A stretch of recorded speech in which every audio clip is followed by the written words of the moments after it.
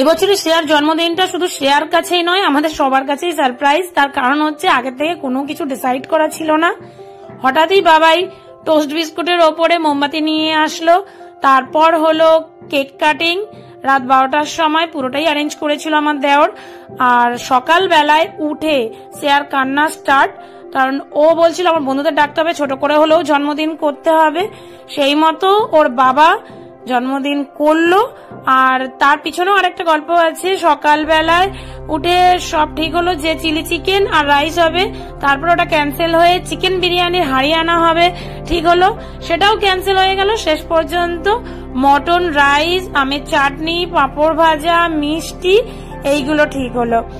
সবাই এসেছিল, মানে ওর যে বন্ধুরা ছোটখাটো আশেপাশে বাড়ির, তো যাকে আনন্দ দেওয়ার জন্য এই জন্মদিন করা হয়েছিল সেও খুব আনন্দ পেয়েছে, আমরাও ভীষণ মজা করেছি।